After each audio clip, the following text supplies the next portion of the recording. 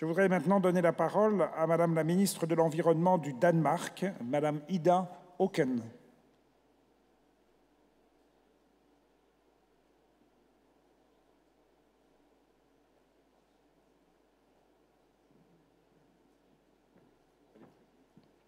Merci. Distinguished guests, ministers, ladies and gentlemen, when we adopt the 6th World Water Forum Ministerial Declaration today, we are sending a strong, coordinated signal to world leaders addressing the fact that water is a key to peace and stability, that water is central to provide powerful, multifaceted contributions to the UN Conference on Sustainable Development, the Rio+20. As we all know, the world is struggling with crisis. But the world is not only struggling with financial crisis. The world is also struggling with a climate and resource crisis. And it is just as severe as the financial crisis. So we must understand that long-term sustainable growth and poverty eradication does not come without a green transition of the economy. The natural resources are under severe pressure from population growth and changes in consumer patterns. Future growth has to be resource efficient if we shall be able to secure sustainable livelihood for our children and future generations. It seems obvious to me that a transition to a green economy is the only way we can pursue the well-being for the many without creating the misery for all, as the commissioner who spoke before me so often puts it. A transition to a green economy has many aspects, but as for life itself, one vital aspect is water. Clean water is vital for life. The human demand for clean water supply is estimated to surpass the prevailing resources by as much as 40% by 2030 if we proceed with business as usual. This, together with the fact that 20 to 40% of water spent, for instance, in the EU is wasted. This tells me that something is really wrong.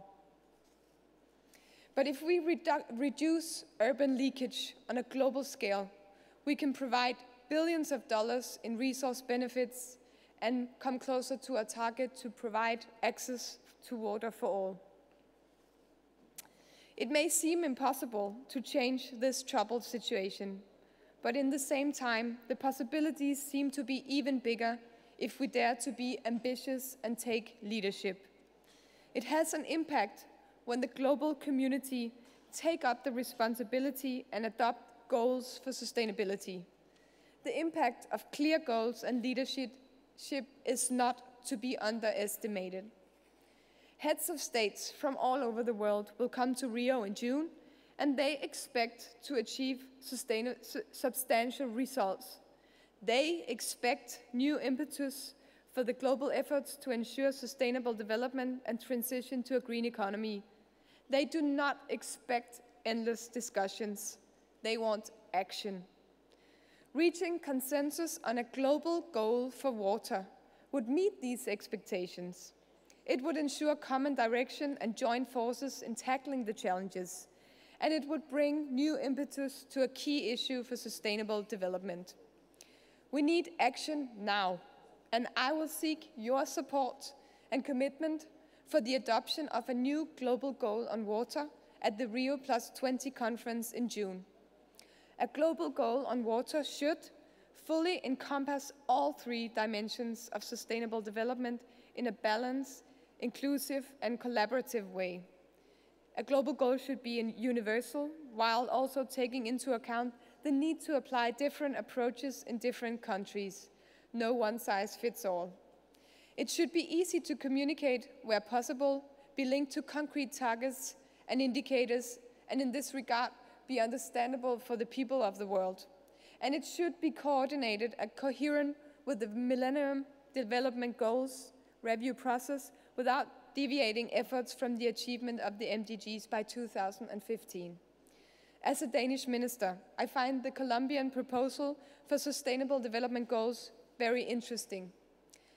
But content comes before concept, And the most important is for Rio+20 to recognize the global water challenges we face and set global direction. A global goal on water will unite the developing and the developed countries in solving different problems with common understanding. Adopting the Ministerial Declaration today is giving us a better platform on which we can build even stronger political commitments to reach ambitious outcomes in June. With this, I would like to thank the Government of France, the City of Marseille, and the World Water Council for the organization of this important ministerial conference. Thank you very much. Merci beaucoup.